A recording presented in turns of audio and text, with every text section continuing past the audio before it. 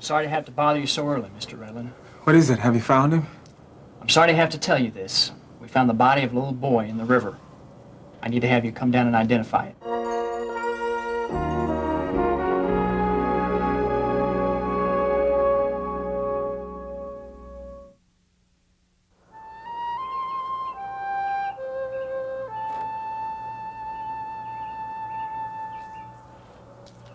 How about a cup of coffee, Carla?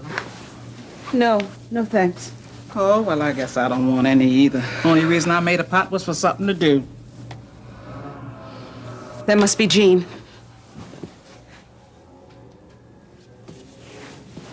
Wasn't him.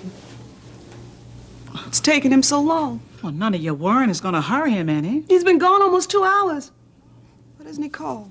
Dear God, why doesn't he call? Oh, it isn't Jimmy. I just know it isn't Jimmy. The Lord wouldn't let something like that happen to him. No, it's somebody's child out there. Please. Please don't let it be Jimmy. Oh, trust in the Lord, Carla. Trust him. Now, he brought you and Jean and Jimmy back together again. He wouldn't take Jimmy from you. I hope you're right. Oh, just have faith, Carla. Have faith. Why did he run away? Why didn't he come to us? Oh, don't go blaming yourself, child. Love him so much. Oh, he knows that, honey. It's not fair. Oh. It's just not fair.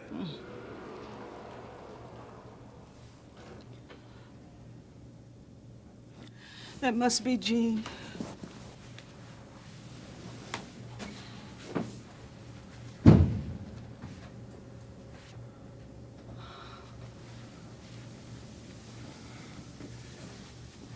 It wasn't Jimmy. Oh, I knew it. Praise God. I knew it wasn't him. Praise God.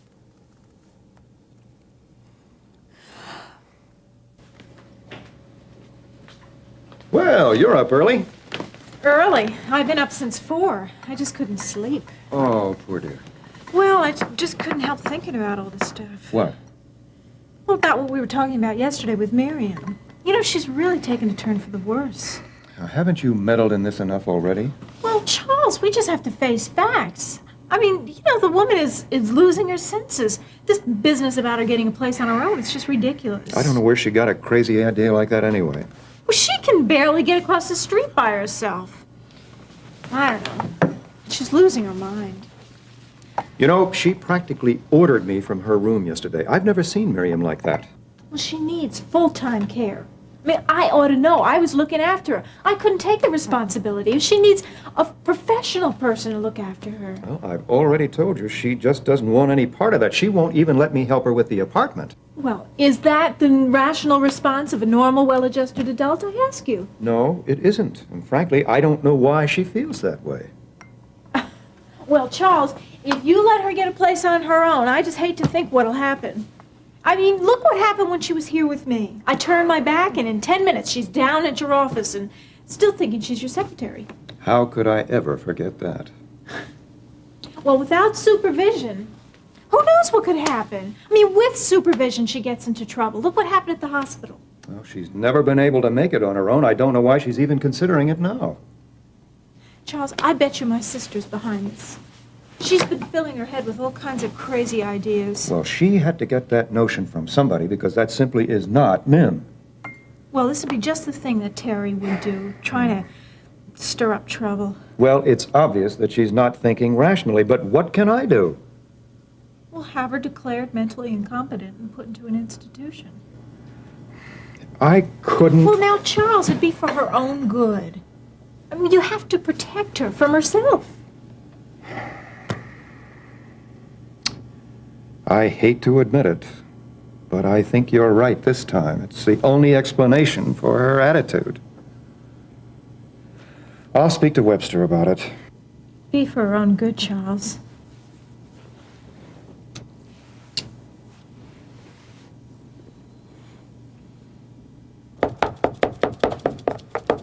Thought I heard somebody rattling around down here. Oh, look, I'm trying to fix breakfast. I was going to surprise you. This is a surprise, all right. Peter, this kitchen is a disaster area. Yeah, I'll clean it up.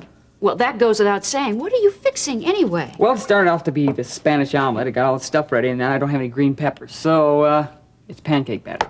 Who are you expecting? The Dallas Cowboys? You can make a lot of pancakes with 4 eggs. Here. Is the skillet hot? Yeah, I think so. Well, let me give you a hand. Might as well get started. Looks like we're going to be eating pancakes for a week. Peter. Yeah. What are these lumps?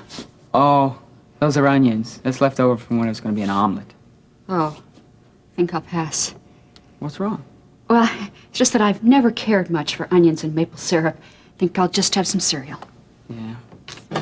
Oh, I used all the milk in there. Oh, yeah, well, as I was saying, I'll grab a donut at the cafeteria. That's all right. It's a thought that counts. Let me give you a hand with this mess. Okay. Hey, Lori started a new job yet? Nope, not yet. I hope she knows what she's getting into. You know, what she wants to do is so worthwhile. But still, I worry about her being in that area. Yeah, me too. I just pray that the Lord will keep a close watch on her. Yeah. Hey, heard anything about Jimmy Redland? Nope, still no word. The Redlands are worried sick about him. He'll turn up. I ran away from home once. Yeah, for all of 4 hours. Still got some lipstick on you there. Oh, really? But you were home in time for supper, as I recall. Well, can I help it if I'm a good kid? Good or hungry? Say, how are things going at work? About the same, I guess. You and Gil getting along? I really dumped on Vicky the other night. Peter, sounds to me like you're still sticking your nose into a situation that is none of your business. I can't just stand by and let her get hurt. Peter, this is strictly between Gil and Vicky. I can't see how someone so smart as her can be so stupid. That's only your opinion. Say, it won't hurt your feelings if I throw this out, will it? No. Onion pancakes. Yuck. How can somebody as smart as you be so stupid?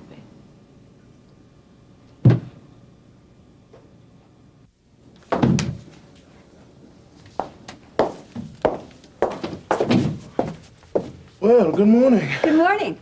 I'm here and ready to go. So you are, bright and early. I have all the papers filled out. Well, that's a beginning anyway. Coffee? No thanks. A beginning? You mean there's more?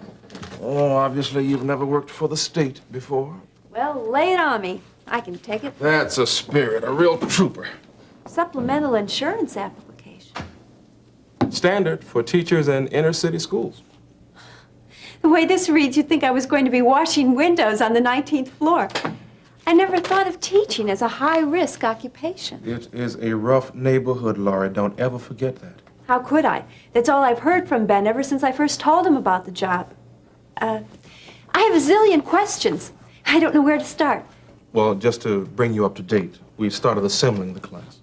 Are the students from Chesterfield? Well, we're recruiting from all over the city, but you're right, most of them will be inner city kids. We're expecting to get about, 15 all told, but there will be some dropouts. I hope the class won't be much larger than that. Well, it can't be really if you're going to give each student the attention he or she needs. Mr. Kimball, what's the best way to reach these kids? Well, for starters, you've got to care about your students, each and every one of them. I will, I'm sure. Now, they're going to try to make it as hard on you as possible, but you can't let that get to you. What about the curriculum? Well, for most classes, we have a fairly firm outline of what each teacher should cover, but for this class, we make an exception. You mean I can teach whatever I want? I mean, you can teach whatever those kids want.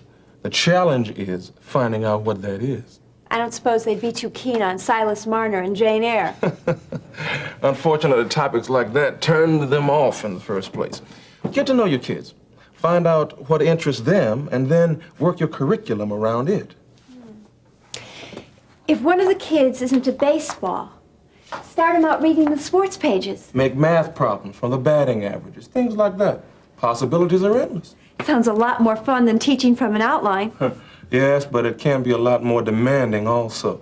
It's going to take all the creativity you can muster. Well, I can't wait to get started. You know, you remind me of a young teacher I used to know. Eager, full of excitement. What happened to her? He grew up to become an administrator, a bureaucrat, a paper pusher. Listening to you makes me want to get back out into the classroom. I am glad that you are on board. Me too. What am I supposed to do with a truckload of TV dinners? I know that's a good price. I don't deal in perishables, you know that. Yeah, I will. Goodbye. Hey, no, I'm not interested.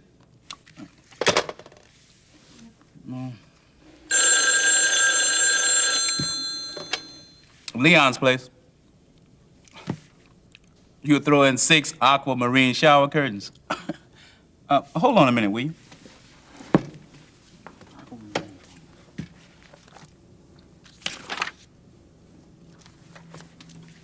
Hey, I could use those shower curtains. You wouldn't have any in raspberry. I didn't think so. Well, look, if I can find a buyer for that turkey, we got a deal. Turkey.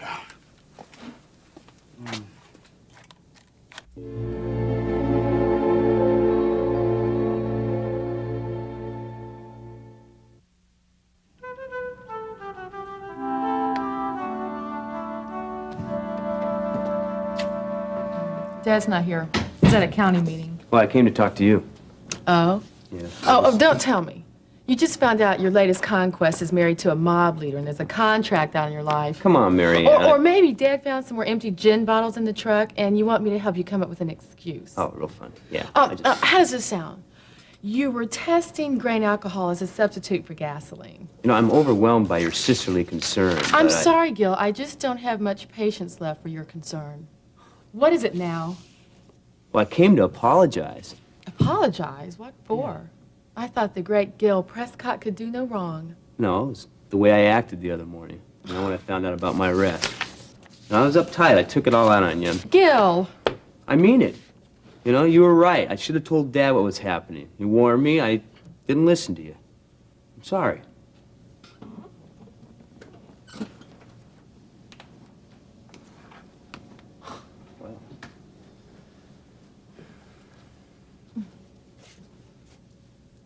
You mean it? Yeah, I mean it. And it's not easy for me to admit to this. True. I just wish you could see Dad's point of view sometimes. What do you mean by that? The way you carry on. I mean, sure, you think you're having fun, but look what happens to you. Look at the trouble you get into. Mary Ann, stop your preaching, will you? With all your drinking and playing around, Gil, you pay for it in the end. Quit the moralizing, okay? If I wanted an uptight sermon, I wouldn't have come here, okay? You're my brother, Gil. I worry about you. I don't like seeing what's happening to you. Well, if it makes you feel any better, I worry about you, too. Yeah. You know? I'm afraid one of these days you're going to be knocked off that high horse of yours. Gil! Yeah. Got to loosen up, little lady. Yeah. See you later.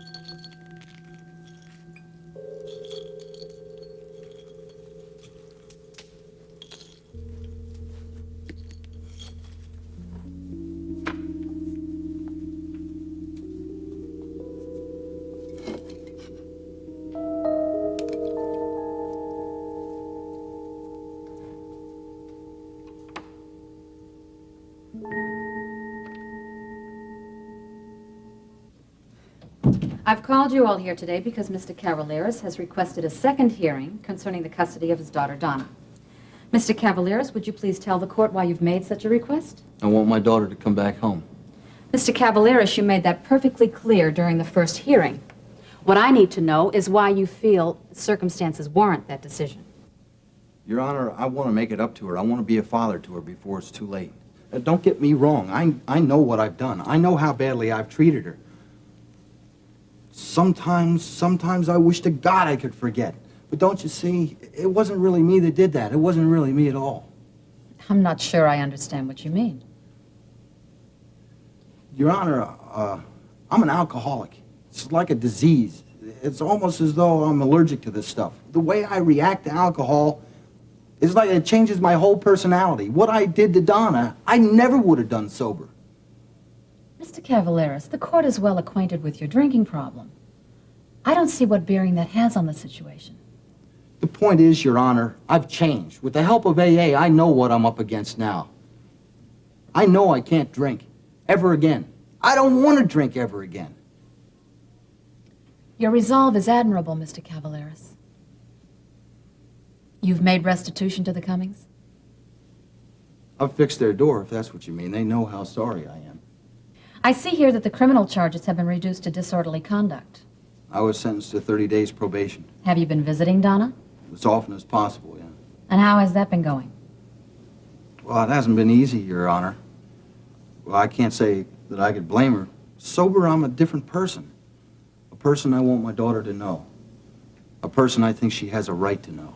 Mr. and Mrs. Cummings, Donna has been in your custody, of course. Would you care to comment? Your Honor, we took Donna into our home solely out of concern for her well-being. We never had any intention or desire to separate her from her father. Now, what Mr. Cavallera said about being a different man when he's sober, well, it rings true. He's a changed man. I know what he's talking about because I, too, was an alcoholic. He means what he says. I see. We have one more witness in this case, perhaps the most important one. Donna, you're at an age where your consideration weighs heavily on the court's final decision. How do you feel about living with your father? Donna, I love you. Please let me prove it to you. Please come home.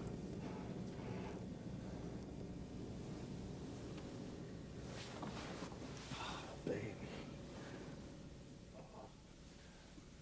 I can do it, you see.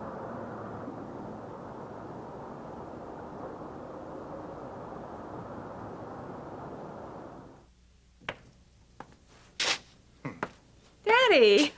Nim? And how's my little girl today? I'm fine, Daddy. I'm just great. In fact, Dr. Thompson said I may be discharged soon. Well, we'll see about that. You don't think that would be just a little bit sudden? It was Dr. Thompson's idea, in fact, and he says that I'm doing really well.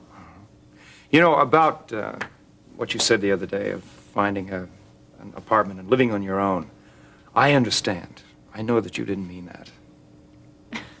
Daddy, I did mean it. Mim, I'm your father, and it's not like you. Well, it is now like me.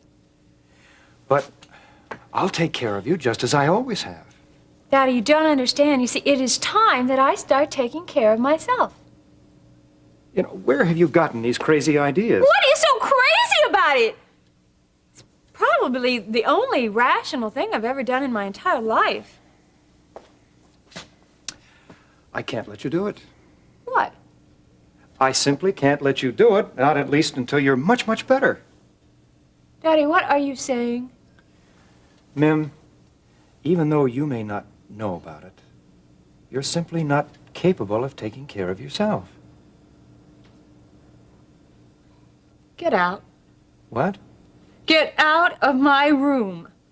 Mim, do you realize what you're saying? I know exactly what I'm saying. I want you to leave my room now! Mim, you are not thinking clearly. I am. What's going on in here? Oh, I'm very glad you came. I was going to call somebody anyway, but she is being very irrational. I And- asked him to leave now. Is that being so irrational? He's telling me that I'm not capable of taking care of myself. Mr. Carpenter, I'm afraid you'll have to leave. Me? You have no right to disturb the patients in this hospital. This patient happens to be my daughter. That makes no difference. No difference whatsoever. I could hear you shouting all the way down the hall. You're not going to tell me what to do. I most certainly am. You cannot cause a disturbance in this hospital. You're the one that's been poisoning Miriam's mind. Mr. Carpenter, either you leave now or I call security. All right, I'm leaving. But I warn you, I'm going to take this to the hospital administration.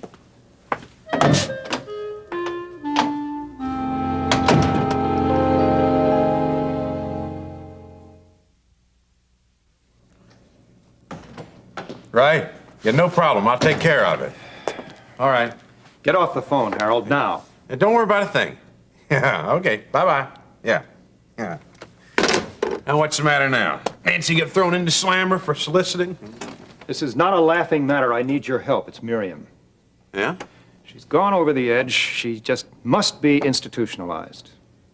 This is Nancy's idea. Well, she's absolutely right. Now, I want you to start commitment proceedings right away. I'm sorry, Charles. I can't help you. You what? I won't do it. Are you out of your mind? No, Charles. But sometimes I think you are. The answer is no, Charles.